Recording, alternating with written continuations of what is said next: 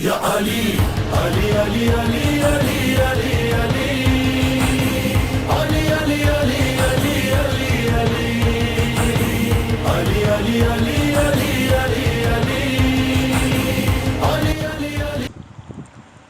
اعوذ باللہ من الشیطان الرجیم.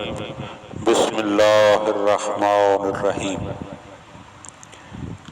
حضرت امیر المومنین علی بن ابی طالب علیہ السلام کے فرامین کا سلسلہ اور اس سلسلے کا 95 نمبر فرمان آپ صاحبان کی خدمت میں ہدیہ کرنے کا شرف حاصل کیا جا رہا ہے.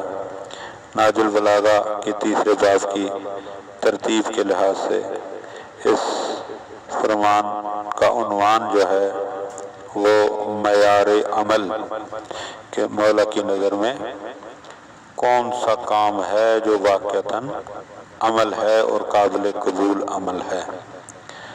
وقال علیہ السلام، آپ علیہ السلام ارشاد فرما رہے ہیں، لا یقل عمل مع التقوی، کہ جو عمل تقوی کے ساتھ کیا جائے وہ کم نہیں ہوتا، وہ تھوڑا نہیں ہوتا، اسے تھوڑا نہیں سمجھا جا سکتا.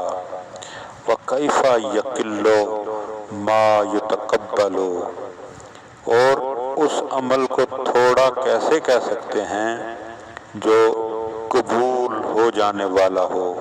جس نے قبول ہو جانا ہے وہ عمل تھوڑا نہیں ہے.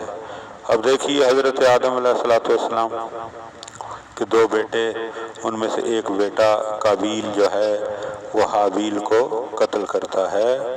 تو جب وہ قتل کرنے لگتا ہے تو وہ پوچھتا ہے، حابیل اس سے پوچھتے ہیں کہ تو مجھے کیوں قتل کر رہا ہے؟ تو وہ کہتا ہے کہ اللہ نے تیری قربانی کو قبول کر لیا ہے اور میری قربانی کو قبول نہیں کیا.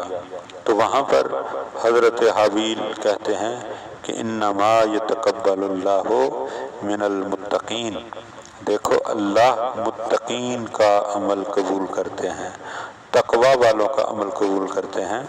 ہر ایرے گارے فاسق و فاجر کا اللہ جو ہے وہ عمل قبول نہیں فرماتا.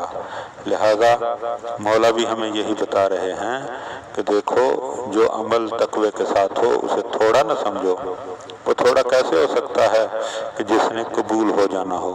یعنی بتا رہے ہیں کہ عمل کا معیار تقوی ہے. اگر عمل تقوی کے ساتھ ہے تو وہ واقعتاً عمل ہے، چاہے وہ تھوڑا سا ہو.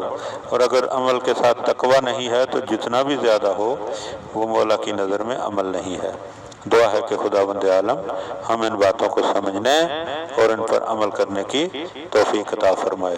اللہم صلی علی محمد و آل محمد. سے مصطفیٰ یا علی مرتضیٰ یا علی الیاس یا علی یا علی یا علی یا علی.